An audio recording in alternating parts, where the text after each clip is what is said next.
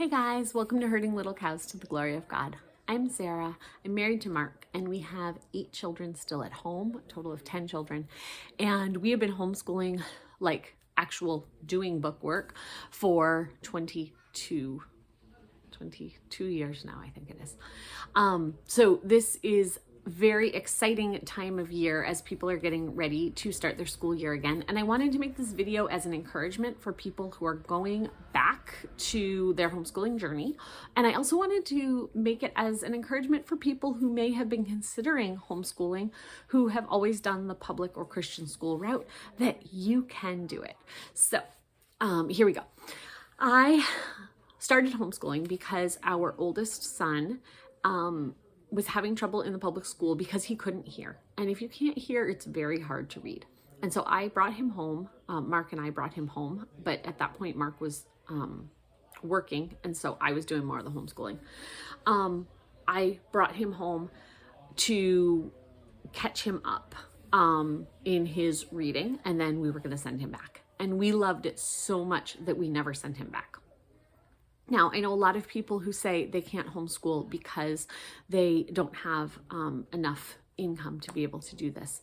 But if you are able to stay home, you are able to homeschool your child, because we started that first year of going to Walmart and we bought a few school supplies, like, you know, when there's the sales. And you can get the box of crayons for 25 cents. We may have spent a total of $5 on homeschool supplies. So we got some pencils, we got some crayons, and it is so easy to go to those sales and be like, oh, this is cheap, oh, this is cheap, and keep putting stuff in your cart that you don't really need. I know how easy that is. Do you want to know how I know how easy that is? I am still using stuff from 3 years ago.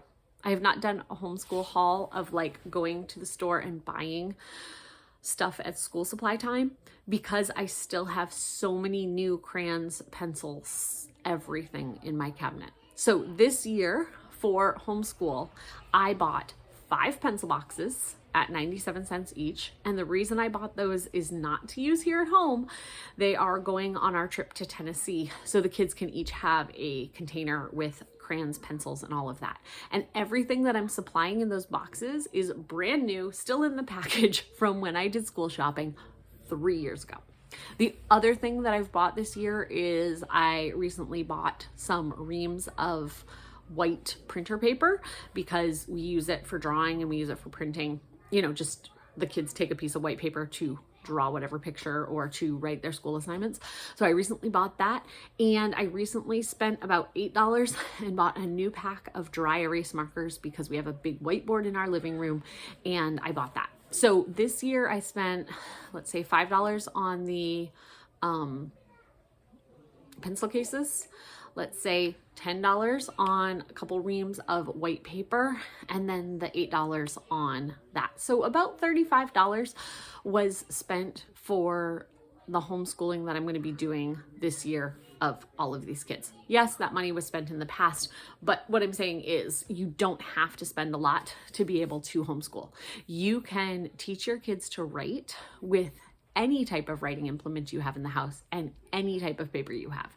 So if you have, so here in Maine, we don't have plastic bags anymore. If you order from Walmart, you will get your groceries delivered in a paper bag. You can tear open that paper bag and they can use that as paper. If you get like things from Amazon or whatever, and they have paper as their packaging, you can use that. You can write with a stick in the dirt. You can write with chalk on the driveway. You can write with water on either a piece of, like, use a paintbrush and write either on a piece of dark construction paper or write with water on a driveway. There's so many ways that you can write. If you want to do math without buying anything, look around your house. If you have a clock, if you have dice, if you have coins to do math, like money math, so coins and dollar bills, if you have any type of toy that you can use as a counting thing, so like, let's say Legos or whatever, or if you have food. You can put out 10 dry beans, and oh, we have 10 dry beans. If we take away 5, how many are left? We have 10 dry beans. If we add 2, how many do we have? There are so many ways you can do math with things you already have around the house. If you have dice, I might have already said that one. If you have cards, so just regular playing cards, kids can learn how to count by the dots on the cards. If you have, trying to think of what else. If you're doing cooking with your kids, the fractions, for doing a 1/4 cup of sugar or any of those things. If you have a kitchen scale or a scale like to weigh yourself, talking about pounds or grams or kilograms or however you measure weight in your country. So many things that you can use. A calculator to teach your kids math. There are so many free resources online if you are looking to find math papers or to find like science papers, history type worksheets. You can find so many free resources online. You can find free curriculum online. You can, when we started homeschooling, we started with a library card and that $5 worth of Walmart supplies I was talking about. We went to the library, and I would say, because I really didn't know what I was doing my first year of homeschooling, I knew how to teach reading. I love reading. It was something that I felt I could teach that. And so I made up cards with the letters on them, and we would play games where I'd put out a word, M-A-T, and he'd sound the word out, and we'd draw a picture of it, that type of thing. We would go to the library, and I'd say, what do you want to learn about for science? And so I remember one week we got out a whole bunch of pictures on a whole bunch of books about plants. And some of them we read from the start to the finish. Some of them we glanced through, and if you'd ask a question, I'd read the little paragraph about it, like one of the eyewitness books. We got books out about history, and we'd read books about history. We played math games with those different types of things you would find in your house, different card games and things like that. We went very, very basic that first year because Mark had been out on disability. And so I had no extra money to put into that. And we were able to homeschool him. We got him caught up with reading by the end of that year. So he was going into 2nd grade and still couldn't read like at the end of a kindergarten level, and we got him caught up. And it was just because we just put the work into it. He put the work into it. As a family, we worked together on that. And so I think there's a lot of people who think I couldn't homeschool because I can't afford it. There's also a lot of things in this culture. We feel very entitled, and we think, well, everyone else can go out and get coffee, so why can't I get coffee? Instead of looking for cheaper ways of kind of making it a game. How could I save money on coffee so I won't feel depressed that I can't go buy coffee? How could I make coffee at home that would save me money? And maybe not drinking coffee is your solution, but I like to drink coffee. And so I found ways to make homemade coffee creamer and things so that it wasn't, I don't get to have coffee. So changing your mindset. What kinds of things can I do to save money for our family so that I can invest in my children, which is so much more important than being able to get coffee out or being able to, go out to dinner. Being a 1-car family, we've had times, like right now we're 1 car, but it's not really that big of a struggle because Mark doesn't drive and he doesn't work. So he's not out every day with the car. But we have had times in our marriage where we've had 1 car. And so I've made decisions of, okay, guys, we're getting up early tomorrow morning because we're going to take daddy to work. So we have the car for the day to do things. And we made it work. And we didn't have to pay a second car payment. We didn't have to pay car insurance for a second vehicle. We didn't have to pay maintenance and inspections and all of that stuff on a second vehicle. We just did it with the 1 vehicle. So that worked out well. Also, another thing people don't think about is when you buy seconds of things. So like sometimes when people have 2 vehicles, they want to have 2 sets of car seats so they don't have to move the car seats around. But car seats themselves are expensive. And so if you don't have that cost, the amount of clothes that you need. A lot of people have a lot more clothes than they need to have. It's because they want to have them, and there's nothing wrong with having clothes if you have the resources to buy those. But if you're looking at, can I afford to homeschool? Oh, I don't know, because we always do this school shopping and spend $200 per kid to buy clothes, or whatever the number is. Your kids don't need that $200 worth of clothes if they have clothes that fit. I'm not saying to keep them in clothes that don't fit and all of that, but if you're not trying to keep up with the Joneses, you'll find that there's a lot of things that you don't need to have.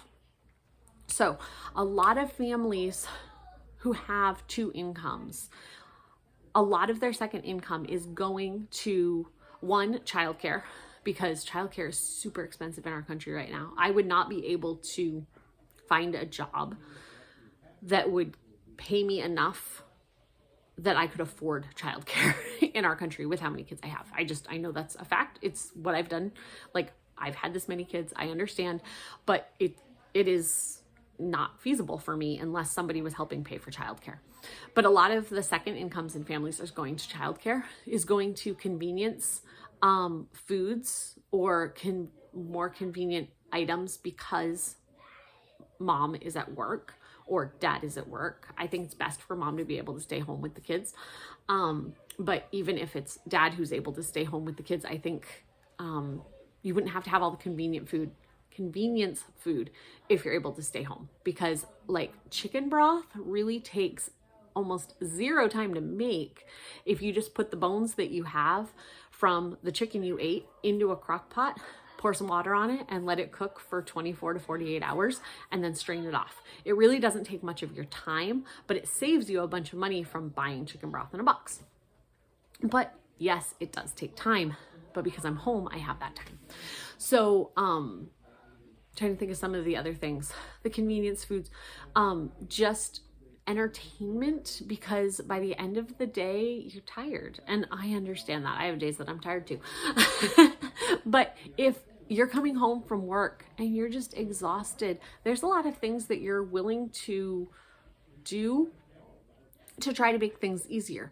Maybe that is buying the takeout pizza, but maybe it's throwing on a movie for the kids because you're exhausted. And it is exhausting to have to work outside the home and then come home and take care of your family.